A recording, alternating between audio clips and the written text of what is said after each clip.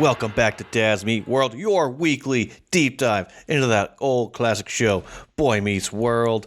I am dad number one this week, Tyler, and joining me is... your pod daddy number two, Brett. Brett is wearing the Pod Daddy shirt in a little mustard green or Steelers mustard green. That's mustard yellow. Or Steelers green. What kind of Steelers mustard green. do you have Wow. that's green? Steelers yellow. Steelers yellow. Yellow. I know yellow. you got the baby there, but mustard is not green. Oh my gosh. I think it's hitting me of that losing brain cells trying to give to your children. My goodness. So Indeed. Let's try that again. Brett is wearing the Pod Daddy shirt in Steelers yellow. It actually looks quite good on you, Brett. Thank you. Yes, it's quite. I didn't have really any yellow shirts in my wardrobe, so I selected yellow in the shopping cart, and it's nice and comfy too. Very nice. Yeah, I mean, being the Steelers fan you are, it's kind of surprising. I know you like to go with more of the black Steelers stuff, though. yeah, but I've got a lot of black stuff in my wardrobe anyway. So, but I've got a black zip-up hoodie I can throw on over top of it, and I can go out with a color scheme. We were struggling a couple of weeks ago because we were getting my son baptized, and we realized I have nothing green that's like nice. Like I have a tie and that's it. So like the outfit for him was like the same one that our oldest son had, Grayson, and so we're like, yes, this is gonna be really nice, really special. And then we have another pinky. Yes. Sorry, dear listeners. I don't know if you'll catch this from earlier recording, but we were struggling to find a binky earlier. And so, my wife just saw one as she was walking by. Anywho, we wanted him to wear green, so we were like, Grayson has plenty of green stuff. Sarah has green stuff. And I just have my one tie. So, like, we were struggling to find me something that would be, that would go well with everybody else. So luckily, we made it work, but I was like, man, I need to get some more greenish things in my wardrobe. So too many reds and grays and blacks. Yeah, you need some more color variation there. All that red. I got blue too. All that red and black. People are gonna start thinking you're a Falcons fan. Oh, no. I do have some pretty solid Indianapolis blue, though. Yeah, but Brett, what's new with you? Oh, what's new with me this week? Let's see. Not some great stuff. Our minivan has a bad solenoid. Ooh. Yeah. What's that? Well, that would be the part of the transmission that allows it to shift, and basically, when you're driving and, when you hit that 35 mile an hour or so and it shifts so you can go faster than that without redlining, don't do that. So we got to take it into the shop this week, which means my wife, who is doing her internship to wrap up her master's degree for social work, and I, who work my day job as a communication specialist and have a handful of meetings this week and have to be in two different places at the same time while carting around different children to school and other things, are in the midst of trying to figure out how to get things done with one vehicle between now and whenever it's fixed after Wednesday morning. So Lovely. Other than that, things are going swimmingly. We got to have a relatively quiet evening this evening, Monday. Made some nice little burrito pie, and I was kind of surprised that our middle child, who's usually picky about those things, had seconds. Wow, very good. Yes. So, how are things with you guys, Tyler? Pretty good. The the wife went back to work today, which was a sad, hard day, but I was with her and, made it clear of, us, okay, let's take our time getting into the babysitter and let's, you can take as long as you need to go into the office. And, both times she's like, okay, I think I'm ready. And we're pulling in to drop off Henry, and she's going, okay, so here's my idea. We just both quit our jobs and we just go off and we just go out completely off the grid. I'm like, we will die. She's like, no, we won't. I'm like, yes, we will. Well, you know how to hunt. I'm like, we will die. I'm like, we need to Google things so we know what we're supposed to do, and we will die. Have you bagged anything yet this year? Well, I only hunt for about 2 weeks of the year, and it was a big gold dud. Okay. So trust me, this podcast will know when I bag a big one because I'll have a story. But I had nothing but it was a really wet hunting season, and those hunting seasons are just miserable. So, and the woods, like what I'm wearing, the woods plays tricks on you when everything looks the same color. So if there's too much snow, the woods plays tricks on you. If it's no snow on the ground whatsoever, the woods plays more tricks on you. So you normally don't see a deer until you see its butt running away from you. So fun Always times fun all sight. around. Always a fun And sight. I gotta say, my wife who loved Doctor Who. She watched it when we were in college and just adores David Tennant. And she's kind of accepted the other people, but she's kind of fallen off. But she decided during this time off that she wanted to watch all of David Tennant's stuff. I didn't realize it, but I walked in after my bus run today, and she was watching the final episode of David Tennant's run. And just because the last episode is like him just kind of going through, seeing all his people, having one last moment with each of them. And I was like, this is poetic. You know that, right? And she goes, I didn't plan for this. It's just what happened. Like, I know you didn't plan for it. That's what makes you special. Just this kind of poeticness of her saying goodbye to this time of maternity and being alone with our baby boy, and also our animals that have to be snuggled and cared for and demand their food. So Oh yes. yeah, so we're on a new routine now. So, and we'll see what happens. Yeah. The next chapter of the adventure begins. Yeah. Speaking of routine, I think it's about time we hear that. Oh my gosh. You want the synopsis, do you? Synopsis, that's the word. The brain. There we go. Literally, this kid is stealing more of me than I realize. So, hey, let's try sucks that him again. Speaking of routine, one of our routines is that synopsis, Brett. Can you give it to us? I certainly can. This week, we're going to look at the third episode of the second season, Notorious, wherein Shawn tries to make a name for himself by pulling a prank in the school newspaper. Meanwhile, Cory is forced to cover for him, and Eric dates a new senior. This episode was written by Jeff Sherman, directed by David Traynor, originally aired on October 7th, 1994, and currently enjoys an IMDb rating of 7.7. Very nice. Thank you again. You're welcome again. So we start off with Cory and Shawn looking for Eric because apparently Eric's giving them a ride home. One of the hallmarks of little brother, big brother relationship, looking for your ride home. Indeed. And they hear some noise and they say, "Oh, that's Eric with another girl."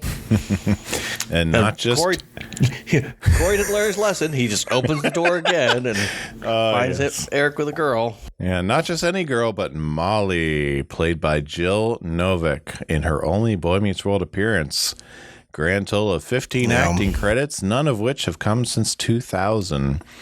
But she did appear in Charles in Charge, 30-something Matlock, and had starring roles on both Sisters and Beverly Hills 90210, not the CW revisit. Oh, very nice. Yeah, again, this is just another horrible girl that Eric is dating that clearly, I don't know, has no standards, doesn't care about anything. Just for whatever reason, Eric keeps dating just these monsters. It's a status relationship. Yes. Ah, the French. Our neighbors to the north. Clearly, she's out of his league.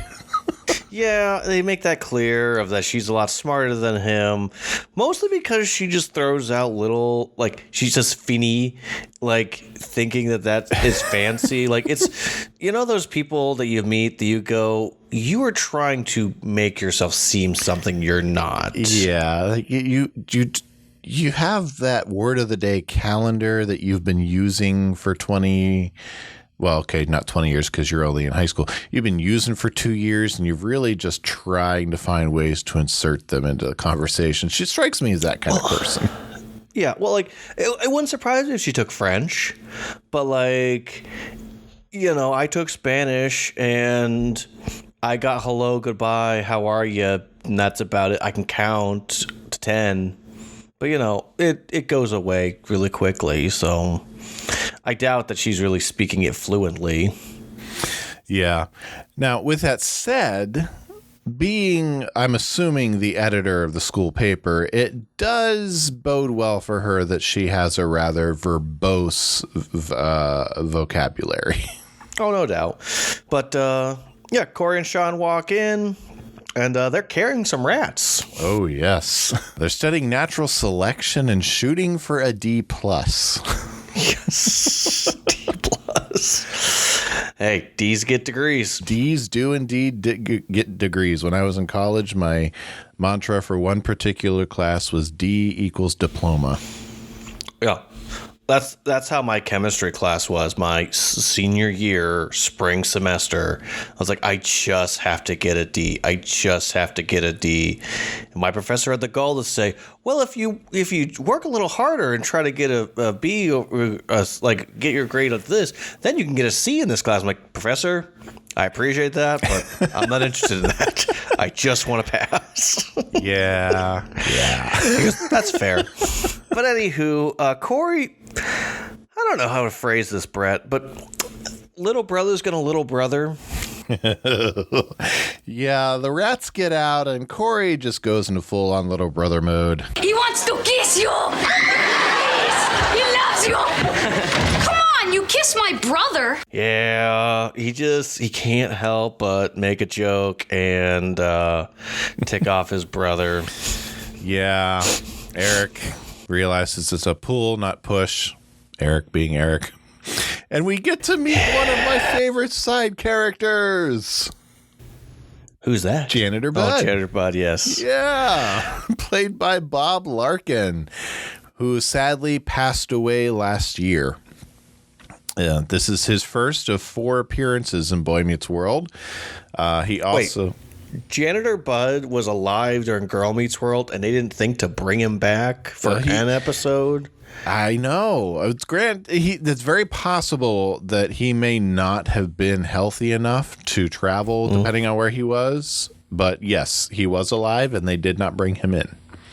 That's sad.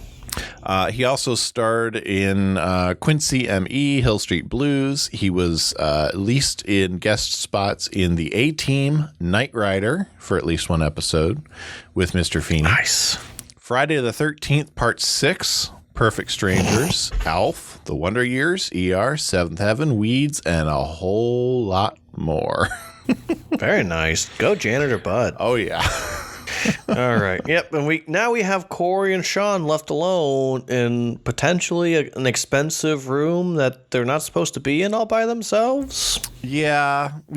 And so apparently this was a room that was the editor of the school newspaper was going to be left unsupervised in with a boy she was dating at the end of the school day, potentially into after school hours where it was just janitorial staff around. Yeah. It does floor me, some of the just blatant unsupervision that occurs in this school. We'll get to a very significant one, here in a few episodes. But yeah, it's I don't know. I do want to mention the fact that Shawn says, "I promised my mom I'd crack her back before American Gladiators." I caught that too. What's happening in their life that he needs to crack her back before that? Like, I really wondered what she does while she's watching it, because we'll see in a couple of seasons where she's getting a little firm with Chet about, I want to be normal, Chet. I can see her really getting into the action. Maybe she kind of uses it. Some people would do like sweating to the oldies, and maybe that's kind of her afternoon exercise workout time. Yeah. Well, maybe for her, that is her Sunday morning football, she gets into it, she gets active, and she even probably shows Shawn, this is what I would do, this is how I would handle it if I was American Gladiator. Maybe. Did you watch American Gladiators? I watched the revive in 2008. Oh, I watched that one too, but I did watch the original. That was a lot of fun. I mean, I saw some clips on like YouTube and whatnot, but I never sat down and watched like a real episode at that time. So at one point, I even had a couple of the action figures of a couple of the gladiators. Nice. Yeah, it was a lot of fun. I mean, I will just say the one thing that I remember most about it was the guy who won the first season was just impossible to beat on the climbing wall or whatever it is they had. Like, no matter who they put him up against, like the guy, like no one could ever catch him. Like, basically, I think probably inspired American Ninja Warrior, in all honesty. Oh, no doubt. Because that came out a year or two after that show stopped. So I don't know. I'll have to look at that again. But anywho, we discover that Shawn and Cory can, mess with a really complicated newspaper system that... Cory picks up on that pretty quickly. And they're messing with the screen full of fiend. Now, I want to backtrack just one step, because this will become an important element here. Janitor Bud comes into the room, empties a trash can right in front of Shawn, and sees the back of Cory's head. Just pointing that out here. We might revisit that. But yes. I mean, it's made very clear that Janitor Bud is not the most reliable source. Yeah. He's a witness to many things that don't sit well. Yeah. But yeah, Cory picks up on it pretty quick. I did clip this conversation, so let's listen into the boys. Check it out. Oh, a screen full of fiend. He's going to be on the front page of the school paper. Won't it scare children? It won't scare him if he's teeny. This has definite possibilities. Leave me in there. Okay, new principal is Beanie, Teeny, Geenie, Weenie.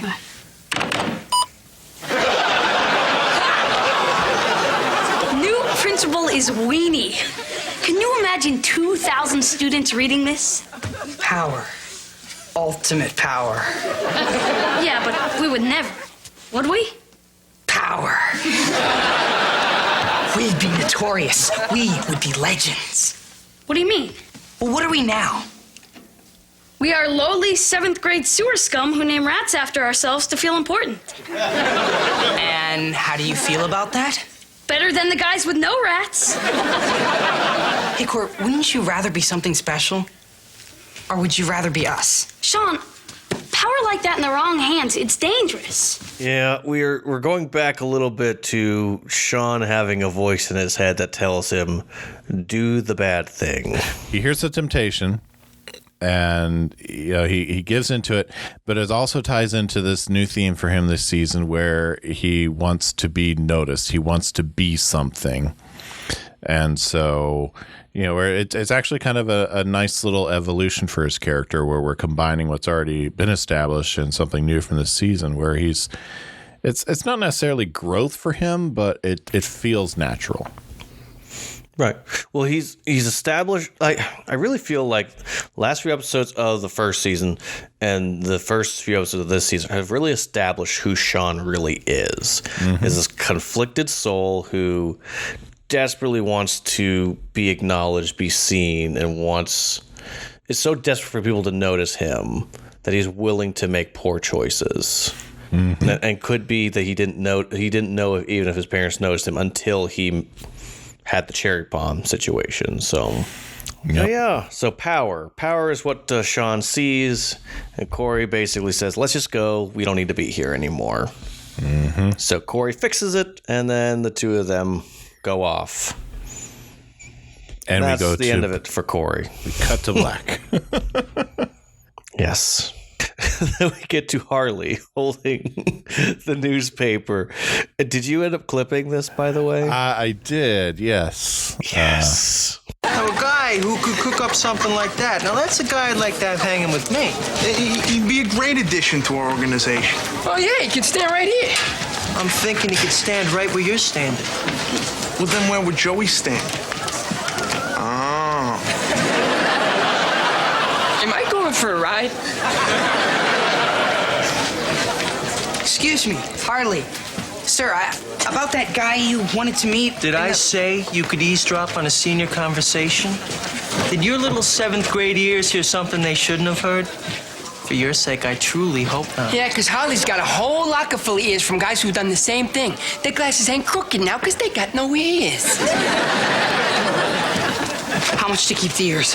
$1. I love right before that he's like, his name's Feeney. And they wrote Weenie. I'm laughing. You laughing? Like, just so serious. Yeah, this character is something else. He is. I'm laughing. I'm hysterical. I'm rolling on the floor. That's our Harley. But I like how we see it's the second episode with them, and you're seeing more of the dynamics within the group. It's Harley has his muscle, and what purpose does Joey serve if he doesn't do everything he's asked? Yeah, and if he doesn't take up some initiative, Joey might be going for a ride.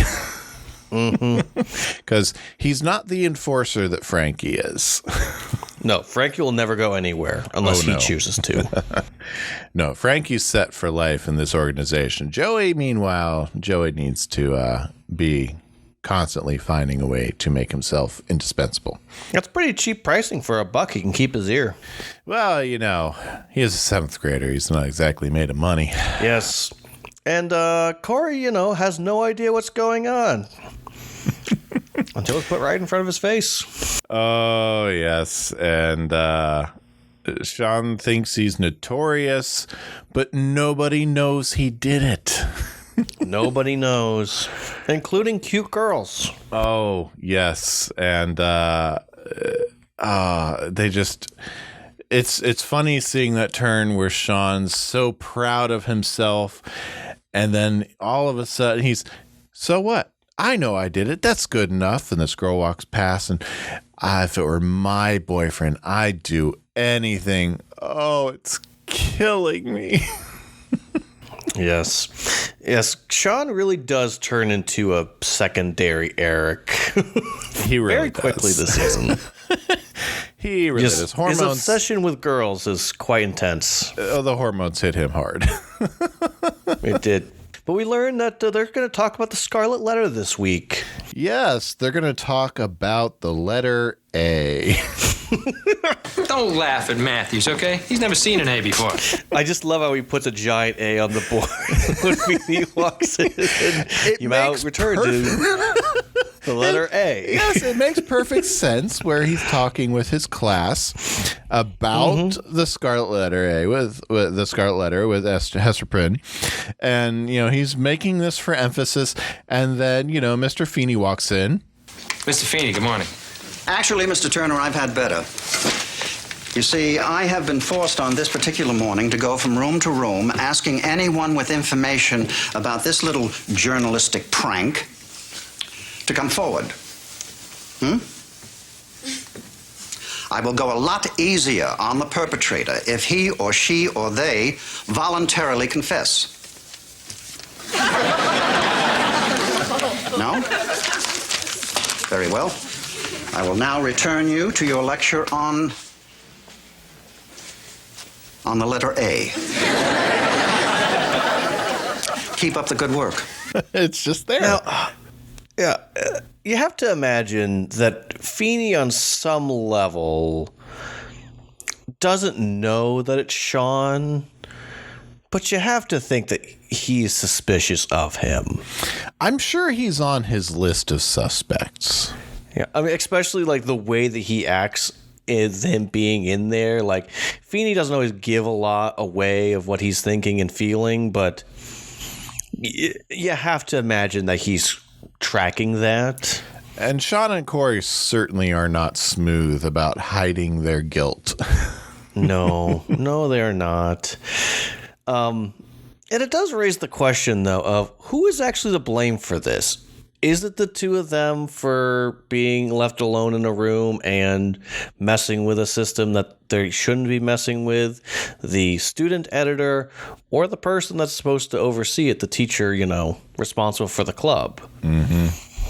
At the end of the day, if you have the title, you're responsible for it. Yeah, and granted, real world here, someone would have had to check the discs. Eric talks about the discs being sent to the printer. If this is a student paper, if this is the journalism class or the journalism club or whatever that's responsible for putting out, they would have to go through an advisor or a teacher's final pass before it went to the printer. So, right. Unless Shawn snuck in after hours, real world, not episode's got an episode to make it happen, it wouldn't have passed.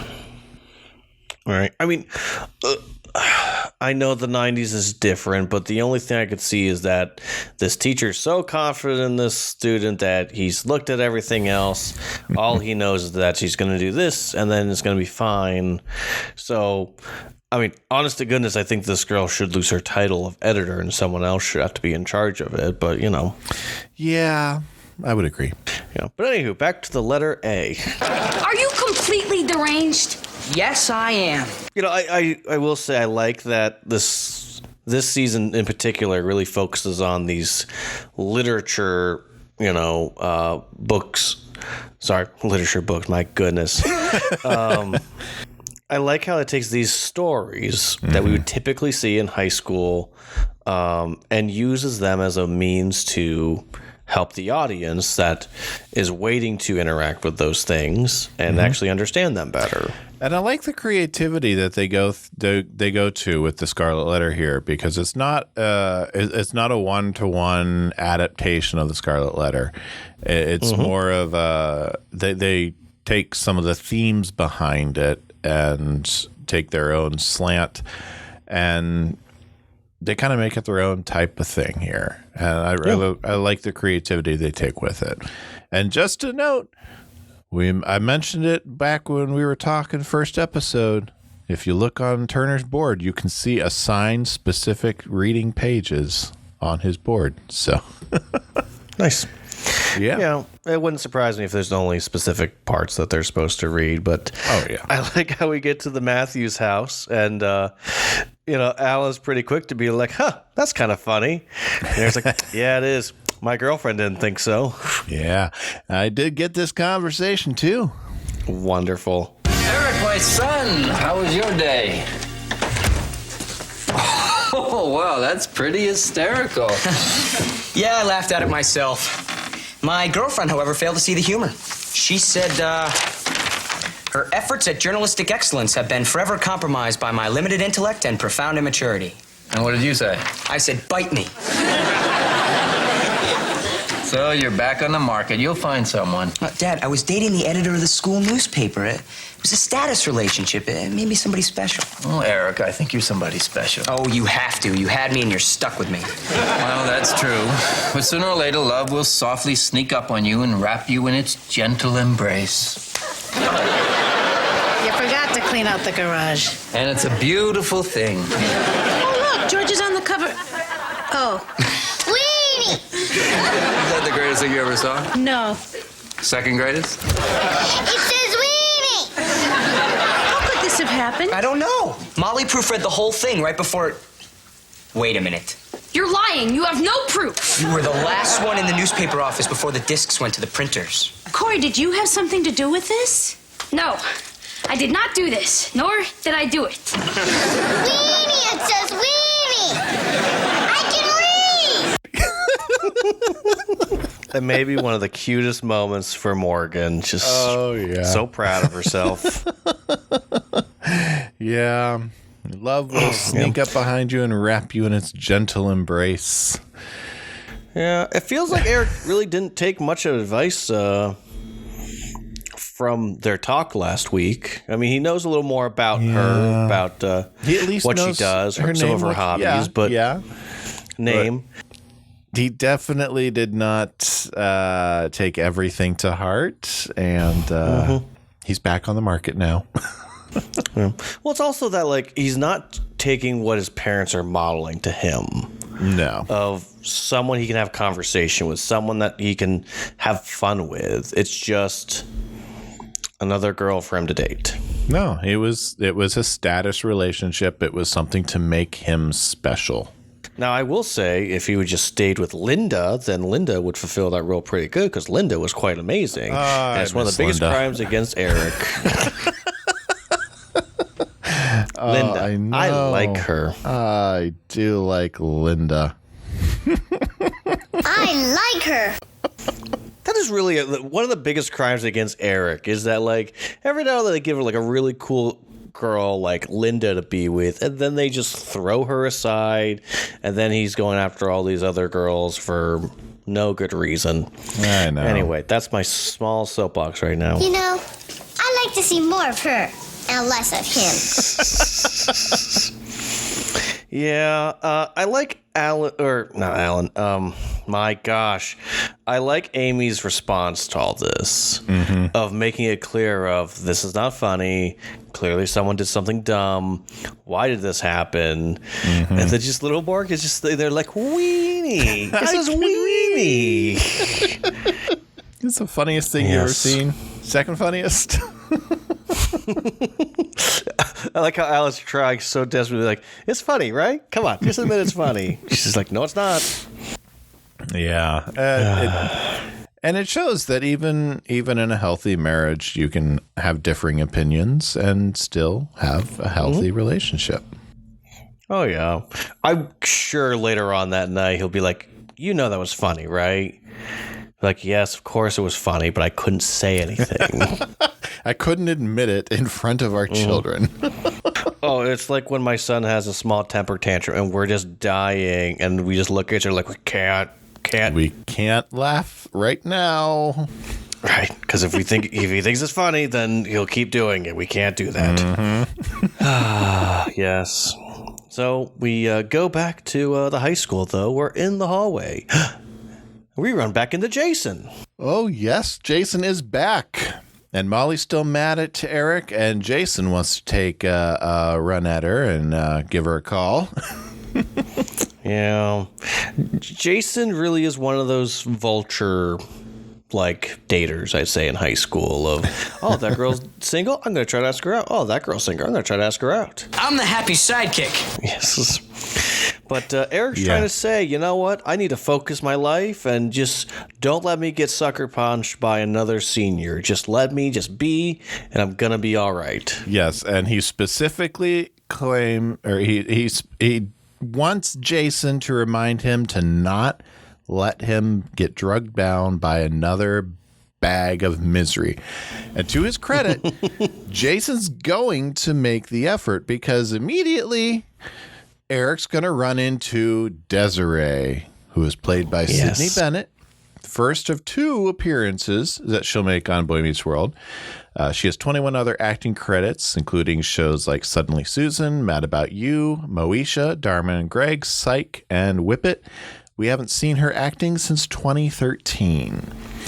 Desiree Beaumont, from Southern Belle. Just moved up here from Georgia, and she's a senior. Yes. And I will say very quickly, she is attracted to Eric, and there is mutual yes, you're pretty. Let's hang out. My hair. Oh, my. And I do love Jason's attempts to help Eric out. He really is. Bag of misery.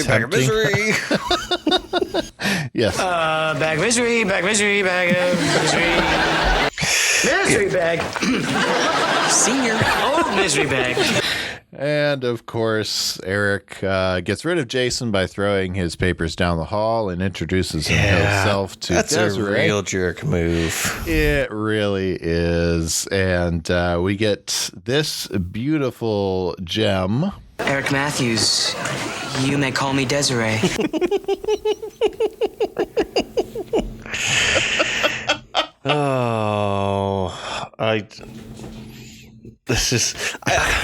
Okay, I know what I said before about the previous girl.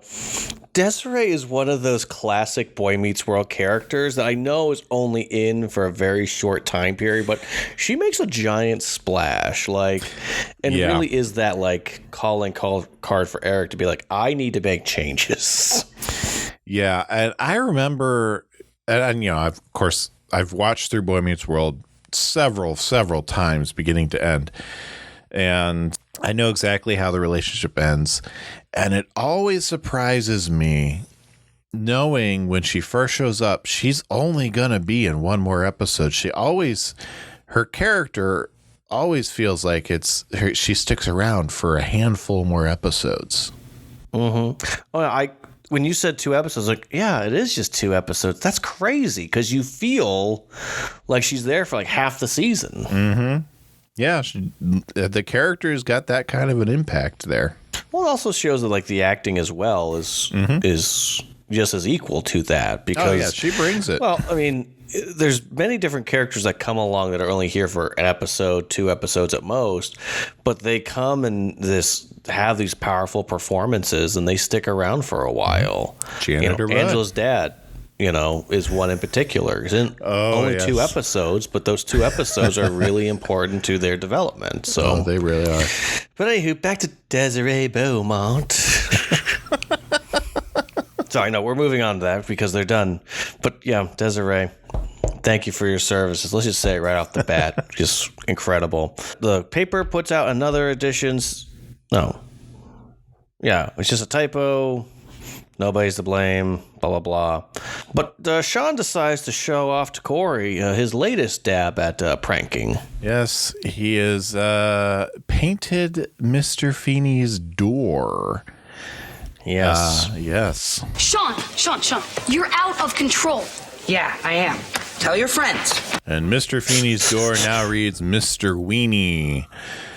And, yes, but Cory, for whatever reason, decides to put his finger by the wet paint. That's not smart on Cory's part. And then all of a sudden, we hear, "There's your man, Mr. Weenie." Cory has been cornered and fingered as the culprit by Janitor Bud. Our esteemed Janitor Bud, might I add. Yes, esteemed. I seen him with my good eye. Yeah. Now, do you think it's possible that just Janitor Bud just can't tell the difference between Shawn and Cory? I think it's possible. I think it's entirely possible. I mean, this is a man who's been cleaning the hallways of John Adams High for many years and smelled many cleaning agent, and then openly admits in his first appearance he's got one good eye. I mean, that's very, very likely.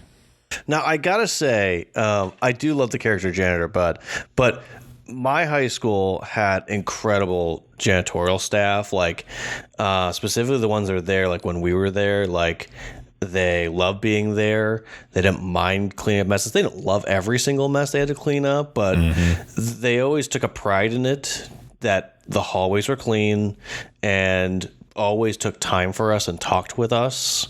And it never felt awkward like, oh, there's a janitor. It's just, oh, hey, there's...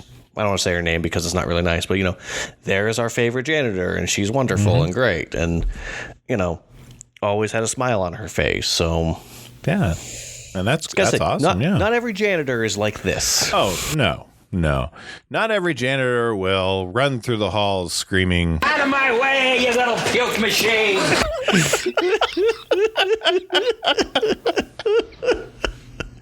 Now, Brett used that when he was talking to my son earlier, which, though true, not very nice. Nope. But he doesn't have much of a memory right now as retaining that kind of comment, so I think I'm probably safe. No, but as long as you don't edit this out, he'll always have on record that Brett called him a puke machine. But you see, the beauty is I didn't, Janitor Bud did, and you agreed with it. Yeah. Boom. I mean, he does spit up every 5 seconds, it feels like. It's almost like he's 2 months old. All babies do. Oh. Yeah, that's true. The things you forget about. Yeah. So, Mr. Feeney has decided that Janitor Bud is correct and that Cory very well may be guilty. Yep. And Cory swears that he's innocent. His hands are clean. But he forgot that he touched the wet paint. Yep. And yes, we get a declaration that he has until tomorrow afternoon to confess who it is, which is a nice long timeline for Mr. Feeney to give to him. It really is. It fits perfectly within his character, but it is a lot more time than you would expect a lot of administrators to give in that type of a situation. Well, and also, like, it depends on what time of the day it is that they have. Like, if they only have like an hour left of school, I could imagine that, but it's like early on in the day, like you'd think that he would just be like, you have by the end of today. Now, I will say the episode does up the episode a little bit and have a moment with, his parents, which I'm really happy about, but also he has a moment with Mr. Turner as well. So, and I like how it shows that dynamic of like, both parents and Turner try to give him advice, but ultimately it's his decision. He has to make the right call. Yes, because the punishment is not just a detention, it's suspension. Right.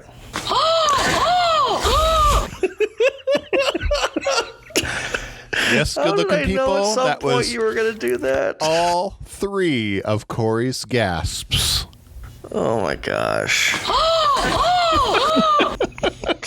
I feel like the next time I say something shocking, that's the response you're going to give. That's right. And then we cut to black and wind up in the Matthews living room. Yep, we're back in the Matthews living room, and Cory tries to talk to his parents and say, I got a friend, and they go, Shawn. No, not Shawn. I got this whole conversation if you want it. Yes. Mr. Feeney called. He told us he's meeting with you in his office tomorrow. He also said to ask you what it's about. Okay, look. I'm in this sort of a situation, and I don't exactly know what to do. Well, if you want to, you could talk to us. Because we're going to make you. All right.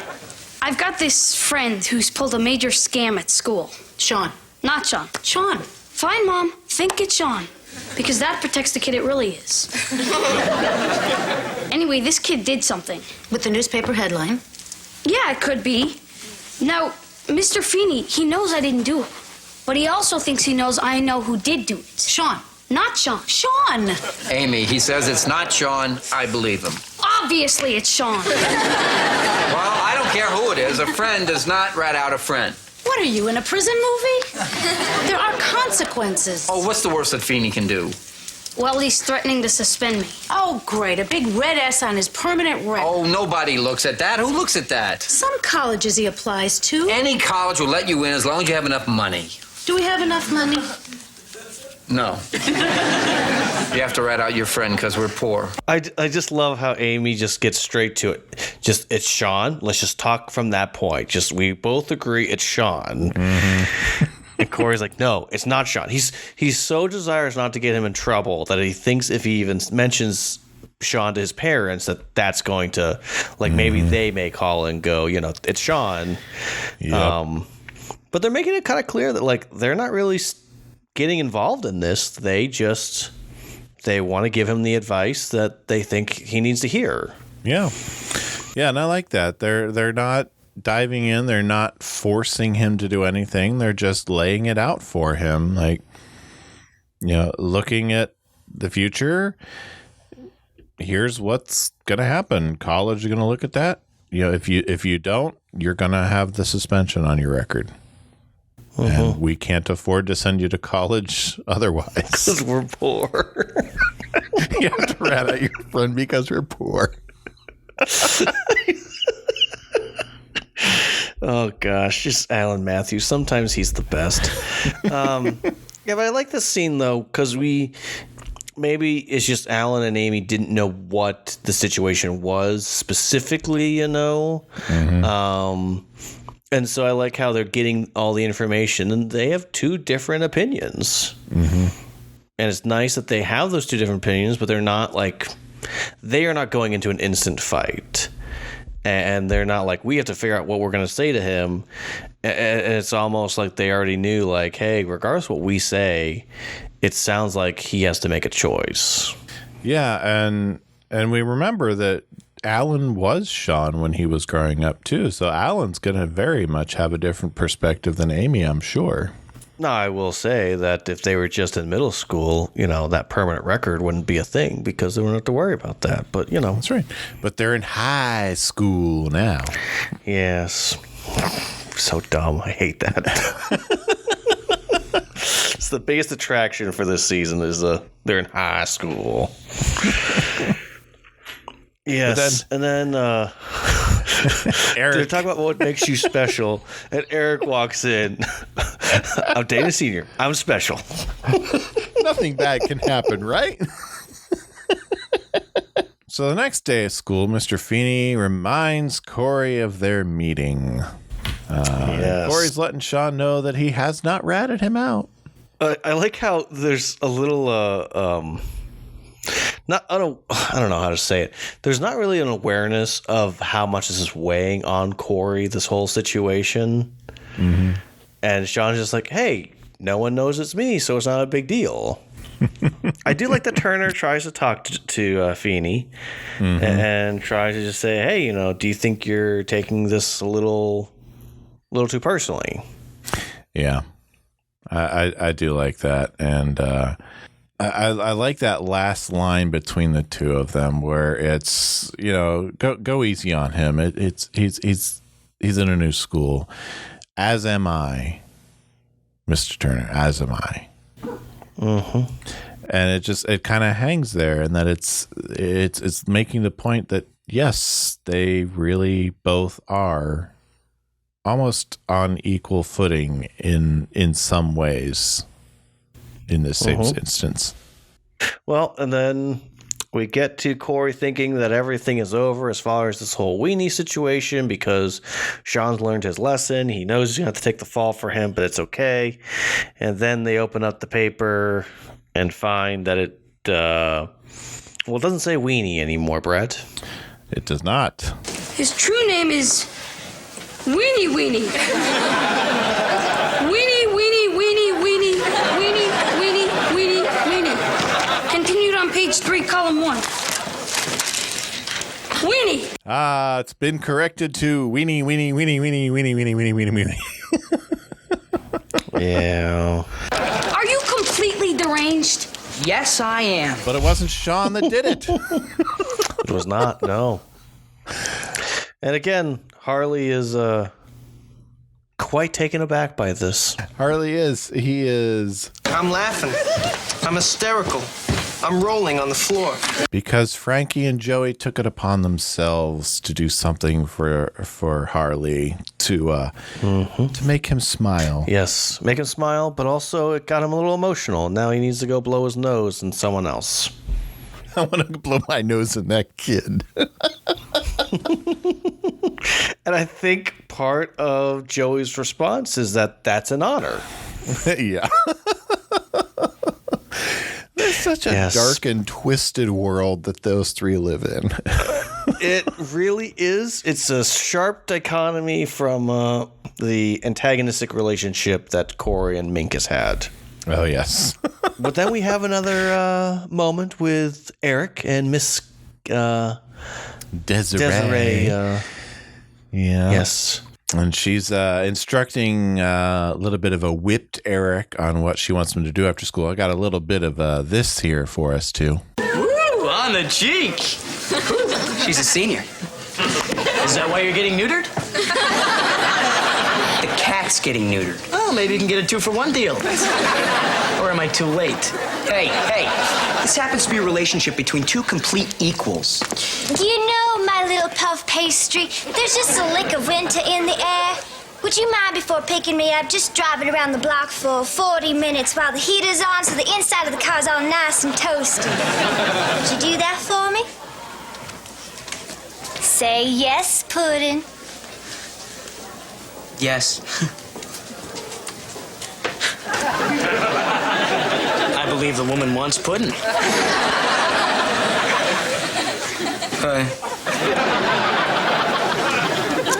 Oh, you know, I hope that when I get a girlfriend, she respects me the exact same way she respects you. And if I do, I want you to drive your car around the block for 40 minutes till the heater gets all nice and toasty.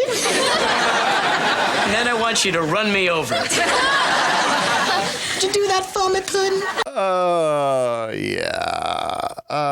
Definitely not equals. No. I just like how his immediate response is, she's a senior. She's a senior. Mm-hmm. I gotta say, I feel like that's a thing a sophomore would be all excited about. For a junior, like, they're just one grade above you. Mm-hmm. So, I don't know. Part of that whole Eric's cool guy thing is not helping to stick right now. Yeah, not at all. And, last time we had Jason around, I was really not on board with him.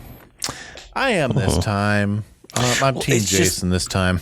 It's these little moments that it's probably just the actor himself, like hisness coming out, and not necessarily what's been written for him, of just how good he is at probably some improv and characterizations.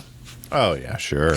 Because it's also like it's moments like this, and then in the future when Eric tries to learn how to skate to impress a girl, that Jason makes the tape for him to motivate him to learn how to skate. That's one of my favorite stunts Jason pulls. Mm-hmm. Yeah, so it's just that those comedy bits, and also what happens next episode, with this love triangle that we have so far. This hate and love triangle.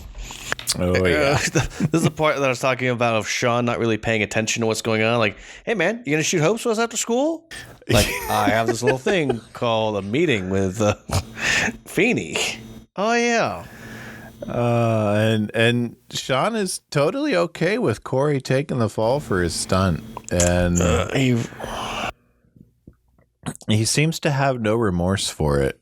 Like in his world, is there an end to where this will go? Well, it just kind of feels like, okay, Cory's taking the rap for me this time. I'll take the rap for him next time. We'll call it even. It could be, and then Mr. Mr. Feeney walks by. Weenie, weenie, weenie, weenie, weenie, weenie, weenie.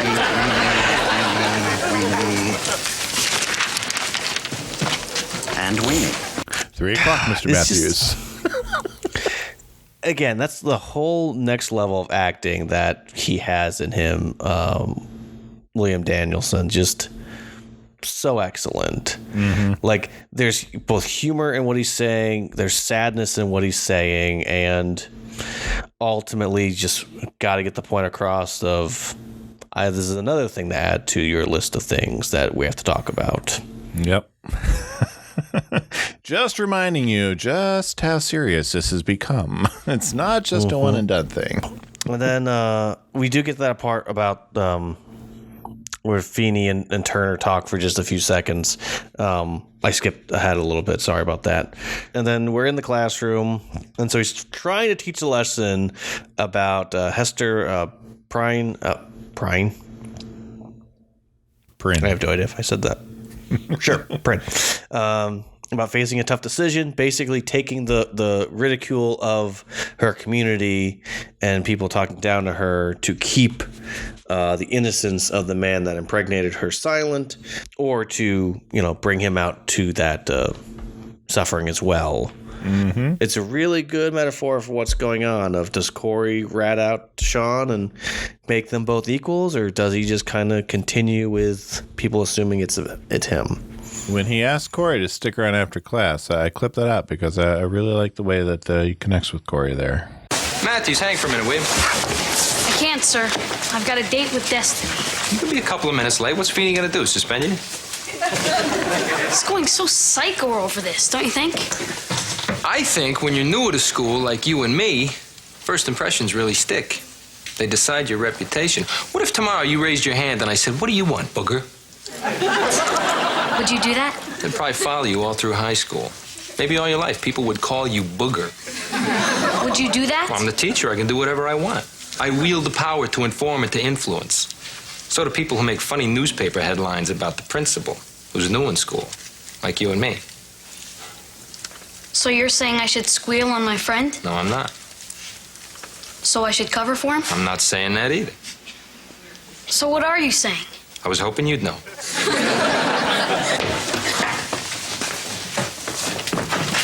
You're not really going to call me booger, are you?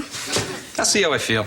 And I like that it's not cut and dry, here's what you need to do. That it's just another perspective that Mr. Turner offers of, here's an angle that you may not have thought of to this point.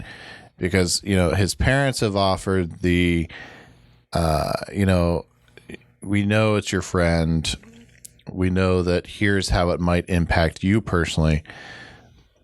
And here's Mr. Turner coming at it from kind of Mr. Feeney's perspective, almost, where it's, you know who is behind this, who did it from the school's newspaper, and what kind of power and authority that has and what it can do.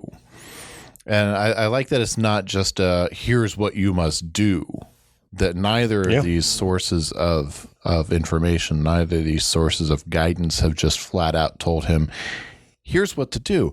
They've given him the tools and the information that he needs to make an informed decision, and have asked him to make his decision. Right. Well, I think it's finally that Cory understands that there's three parties that are important in this. It's himself and his moral code. It's his best friend, and does he want to rat him out and get him in trouble? Also just of how this just affects Feeney in general. And reminding him that Feeney is just another person, trying to not see him as the authority, but as a human being. I like that. We did miss the part where Turner tries to call on Shawn, and we respond with, "It's about adultery, sir." It's for adultery. Just practicing for military school.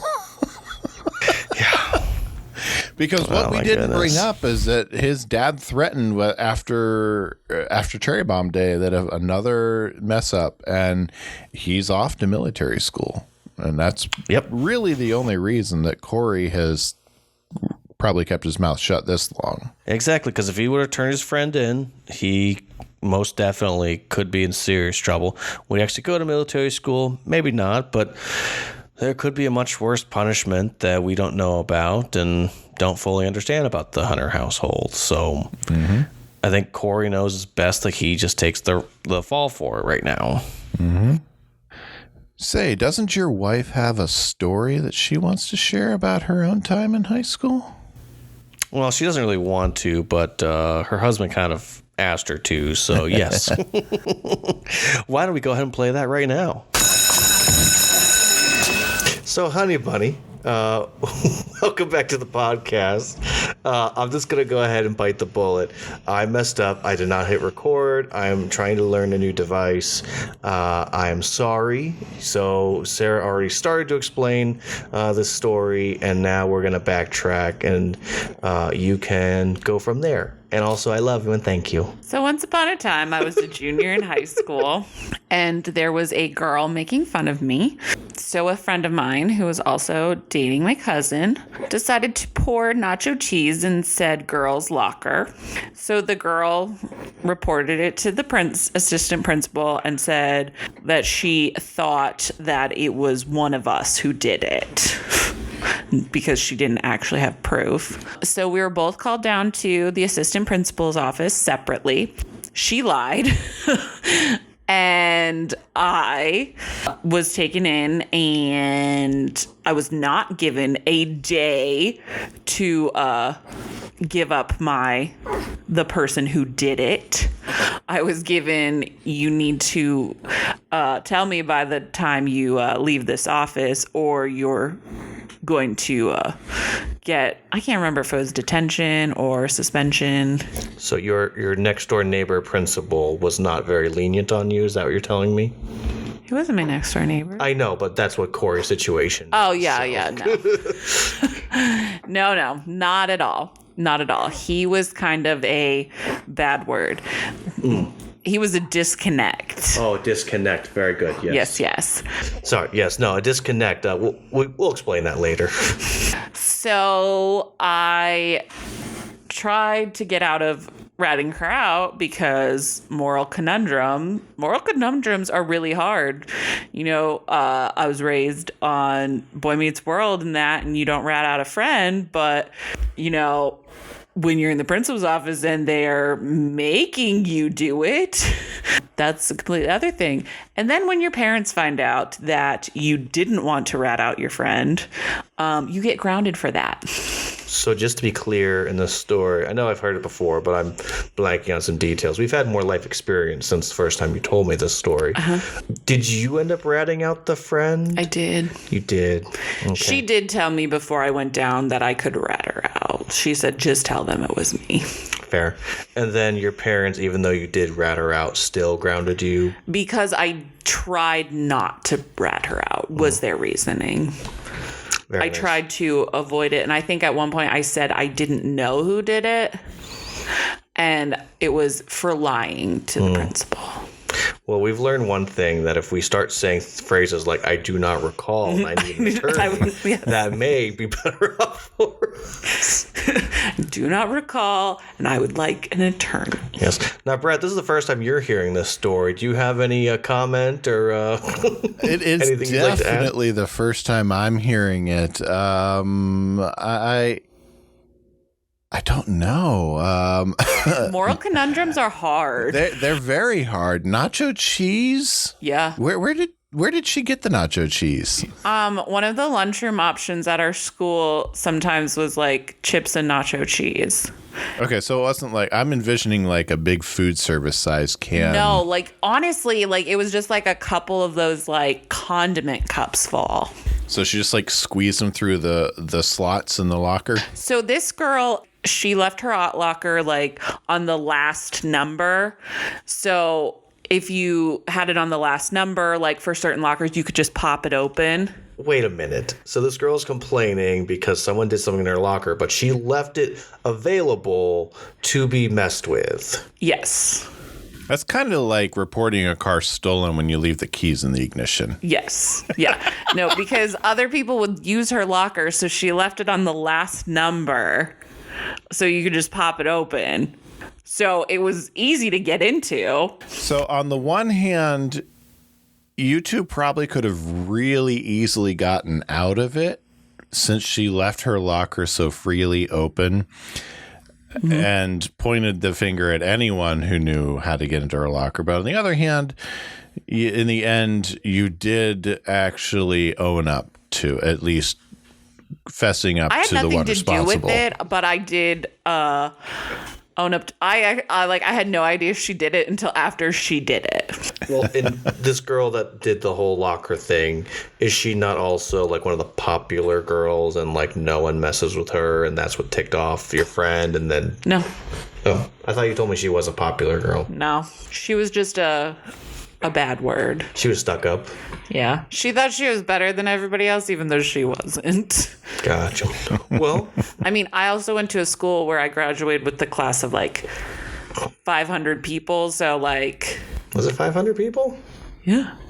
Is that a lot? Well, I mean, it's almost double than what I had. Yeah, it was like 500 people. All right. So, like, there's popular, and then there's just, like, the average people who think they're better than other people. Gotcha.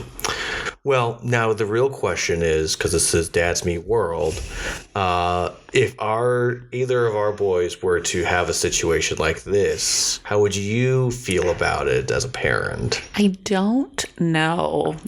Moral conundrums are hard. I still haven't decided what I would want our boys to do. I mean, obviously I'd want them to be honest, but at the same time, life lessons of these shows that I've watched all growing up, you don't rat out a friend. What are you, in a mob movie? Yeah. Snitches get stitches. No, I fully understand what you're saying, because on one hand you can look at it and go, yes, my child should tell the truth because an authority figure is asking for the truth. On the other hand, though, protecting a friend sometimes can be considered more important. Right. Like the difference between this situation and when Shawn ran away is Shawn was putting himself in danger. Right. And this is just Shawn acting dumb. Right. Now, I think if a friend of either of our boys ends up using nacho cheese and messing with somebody else after they first bullied one of our kids. And that's part of it too, because this girl was making fun of me for, I'm not going to go into it, for like really personal reasons. Right. So, and my friend was also dating my cousin. So like we were really good friends, and so she kind of felt like an extra pull to like, defend me because the cousin is at the time was one of my closer cousins that I was like, we would talk and stuff. So, and she did leave her locker open. Right. It's kind of double layered. It's not like she just did it because she was, just doing it to pick on her. Like she was actually being mean. I mean, maybe like a take away the TV, but not take away the phone type of week. Yeah, yeah. Like a half punishment, but not full punishment. Yeah. Maybe take away youth group. I know that's pretty effective for punishment. Effective for you.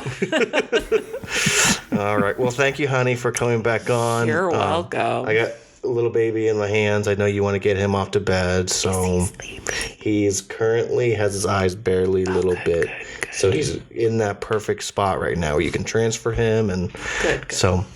Well, thank you. I'm on for bed. Thanks for sharing, Sarah. You're welcome. I really appreciate her coming on. She doesn't really like talking about things, but I think she gets a small little enjoyment out of it because it's fun here. It is. I like to think that we create a fun environment, and thank you, Sarah, again for sharing with us and popping into the Dad's Meet world. Yes, we gotta get Kelly to pop in more and more as best we can. I would agree, but we have to record before she goes to bed. By the time we start recording, she has already turned in for the night. That's fair. I mean, my wife is up at many different hours with the baby, so her flexibility is much higher right now. Yeah, Kelly is so busy during the day that she's just done at the end of the night, and she's That's very fair. Well, we are in Mr. Feeney's office. Yes. His principal office. Yes. And, we start out with a quick little aside from Mr. Feeney. Cory lets him know that, must have hurt hearing yourself being called Weenie, and it's practically my nickname growing up. That's not to leave this room. As principal of this high school, I'm expected to keep order. Unchecked, these pranks undermine my authority and breed disrespect. So I guess I get punished for something I didn't do. Name the person who did, and you walk out of here scot-free. I'm sorry, I can't do that. You've thought about this, and that's your final decision? Yeah. You've decided that protecting a friendship is more important than the grisly punishment I shall now dispense? Mr. Feeney, he didn't mean to hurt anyone. He just wanted to do something that would make him somebody special. Ah. To be somebody special is a quality from within, Mr. Matthews. To give you an example, I think it's a very rare quality for you to put a friend's welfare before your own. But just a second ago, you wanted me to rat on him.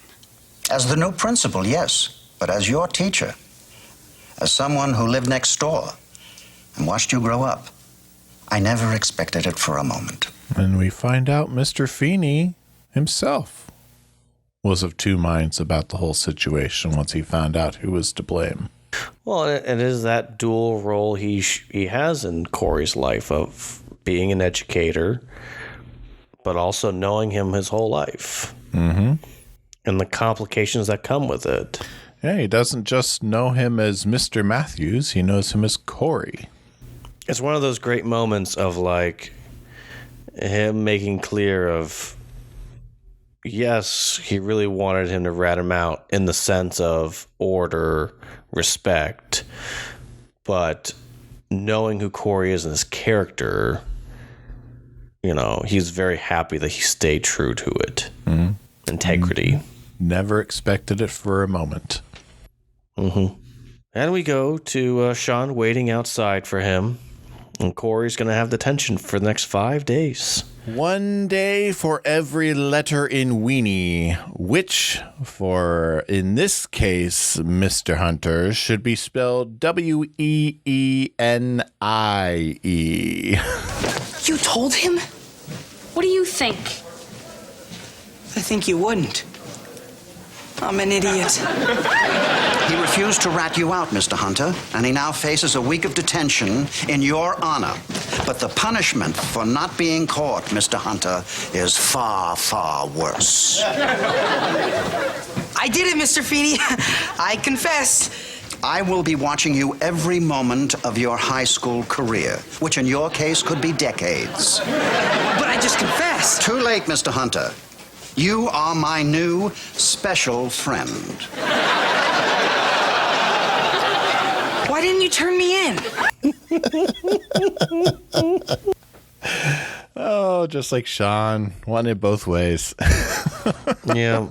Well, and it is that thing of like, Feeney probably was aware it was Shawn. Everyone knew it was Shawn. And I love that instead of being like, oh, you confess? Great. You can take the punishment. Like, nope, I've already decided. And you can deal with the fact that your friend gets detention instead of you. And now we just get to be even closer this year. That's what you wanted, right? Special friend. You never want to be friends with the principal. That's for sure. No. Why didn't you turn me in? And that is how Notorious wraps up. Yes. The episode where Shawn tries to make a name for himself, and all he does is spell weenie wrong. So, Tyler, do you have any deep dives for us? Oh, I do. People. Am I the only one who read the summer reading list? All right. First up, school papers. So one of the first iterations of the school newspaper was the Dartmouth Gazette in 1799, and since then college papers have evolved immensely, and some of them are published online and some of them are read by thousands of people at their colleges and beyond, and some have won even awards. Apparently that I didn't realize it was college, but college, high school, it's all the same thing. I know one or two people who went to Dartmouth. Weenies or wieners. This may get cut, but some adults, especially parents and children, use wiener in speech and writing as a substitute for the male genitalia. Due to this juvenile coordination, wiener can sound immature and often a source of ridicule or humor. Calling a person a wiener is equivalent of saying a wimp or a dork and can be considered mildly offensive. Calling a hot dog a wiener is just fine. While there's still some currency, may cause some confusion or snicker. The wiener dog. The Dawson also goes by the wiener dog.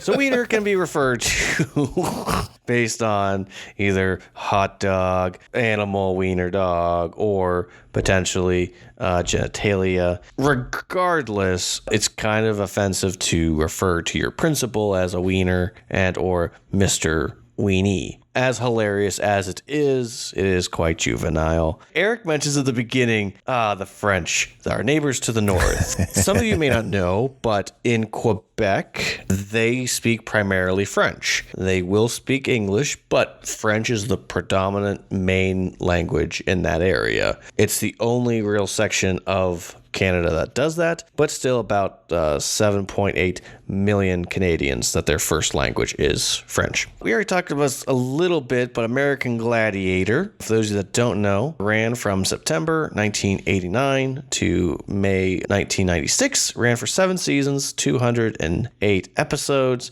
The concept was originally created in 1982, and they actually gathered in at a place that I am quite familiar with called Erie Tech High School in Erie, Pennsylvania, to shoot and get potential green lighting for it to be like a film, I guess. And then later it was turned into an idea for more of a reality show situation. So yeah, kind of cool that Erie is a part of the history of American Gladiator. I did not realize that until I looked it up. I didn't know the Erie connection myself. So the Scarlet Letter, we did mention it before. It's a romance tale about a woman who, in colonial times, ends up conceiving a daughter with a man who she's not married to, and this creates much scandal and indecency, and it's a story about, does she confess and say who it is, or does she keep that to herself? And last, we get to integrity, and I have the definition for us, so I'll go ahead and read it. But integrity is the quality of being honest and having strong moral principles, moral upright. I bring this word up, integrity, because I think that is something that Cory shows throughout this whole episode. Is he willing to take the fall for his best friend? It's a pretty easy yes, but I like that he wrestles with it. He struggles with it, and it's not as so clear and cut, mostly because he doesn't want to be in trouble and have issues, and he likes Feeney. He doesn't want Feeney to think he would disrespect him in that way. I like that his integrity kind of comes into question, and the accusation against him. So, but anywho, those are your deep dives for today. And it's a special treat, speaking of American Gladiators, from Universal Studios Hollywood. This is how it used to start. This is American Gladiators. Every episode. Selected from a nationwide from 1989 to 1997 to challenge all force of American Gladiators for a single honor to become American Gladiators champion. That's enough of that. Yeah, and I gotta say that it's one of those things that it comes back every few years, and they'll have a little special, and I just think it's one of those pieces of Americana, I guess you could say, and it just kind of won't go away and just always will be there. Yep, I'm sure, Hulk Hogan and, what is her name? Layla Ali hosted the last go-around. I'm curious as to who will host the next iteration when it comes back. Yep, I'm sure it'll be someone that's all beefied up and oily, so... Anywho... Beefed up and oily. Not oiled up and beefy. Beefied up and oily. I stand by what I said. You think we should get to some lessons? You know anything about the Odyssey? Huh? Did I say you could talk? I didn't teach you that. My friend Mr. Matthews will lead the discussion. Do I have to draw you a picture? All right. I'll go first since you're still composing yourself. So for me this week, I think what I learned is sometimes there is no right answer. And you just kind of have to go with what you feel is the best for that time period. Maybe you're going to hurt someone with your decision, but sometimes a decision just has to be made and you have to live with it, good or bad. Well, and, I mean, can't really say I learned, but I want to reiterate that there are lessons that can't be taught as cut and dry lessons. And piggybacking off of your idea that there are some times there is no right answer. But just like with Mr. Turner and with Alan and Amy, you can't answer questions for people sometimes. You have to just give them the information that they need to make the decision themselves. And you can't solve the problem for them. You just have to give them what they need to solve it for themselves. Yep. And those are, as a parent, those are some of the worst lessons that you have to watch learned. Mm-hmm. I've not had to watch many of those. And I haven't had to watch any of the big ones like that yet. But the few that I have had to watch are not fun to watch. I believe that. And I think for both of us, watching how Alan and Amy handle the situation is quite encouraging. Mm-hmm. Trusting that they know their child will make the right decision. And I think they were probably content with the decision that he made. Yeah, I definitely think so. Now, whether or not we would be content with that is, up to ourselves. And oh, yes. But so, you are worth every inch of that C+ I gave you in math. What would you grade Notorious, Tyler? Vast emotional damage. Vast emotional damage. I was thinking about it because normally it's right as we're about to give the grade that I go, what am I thinking right now? Yeah, this one sounds good. And just before we got there, it just kind of hit me of like, this is an A- episode. Like, it's not perfect, but this is a really solid, good episode. And I like that Cory has a school problem. He can't solve it. It doesn't come to him very easily. And he has to have time with both parents and teacher to, figure out the situation. And ultimately, I like how we also see on the other end of Feeney of it makes sense why he responds the way he does. And I think even as a kid, I understood, like, Feeney is hurt.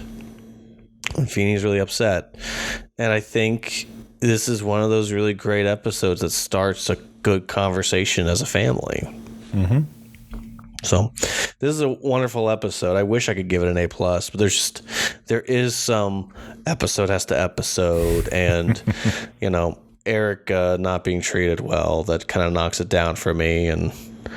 But I mean, everybody's on point, and it's a really great episode. So A-. Yeah, I went with a B+. Yeah, it's a strong episode for me. I like the conclusion for it. I think I had a little bit more difficulty with some of the episodes got an episode and some of the ways that they treated Eric, and I think some of Shawn's nonchalance really stuck with me and just stuck in my craw a little bit too much. But on the whole, it's definitely an episode I'll come back to again and again and again. It's definitely one of my favorites from early Boy Meets World. Solid B plus. I definitely agree. So, all right. I think that's an episode, Brett. That is, once you share your dad joke with me. Oh, son of a nutcracker.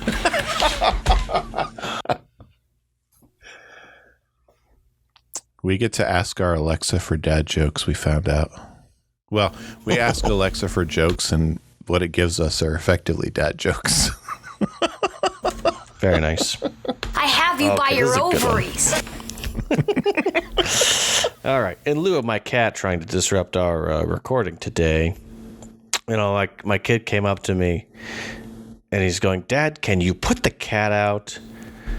And I just said, "Sorry, I didn't know it was on fire."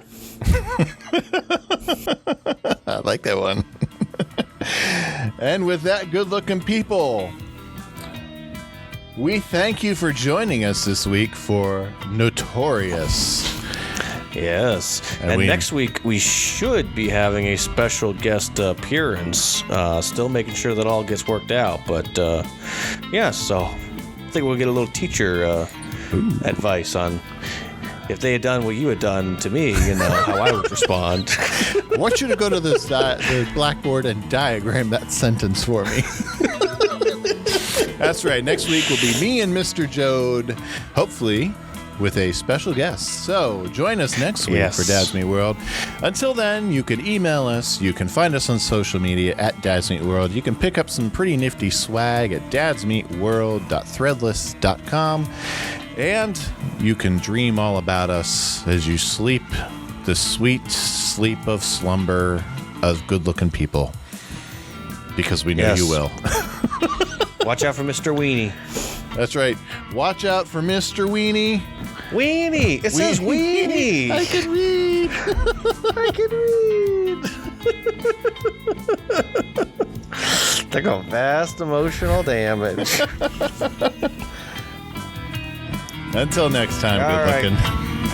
Yeah, to you, good looking. You can find Dads Meet World on Facebook, Twitter, and probably a few other places just by searching for Dads Meet World. Dads Meet World is a production of Headfirst Studios. Headfirst Studios. Tell your story.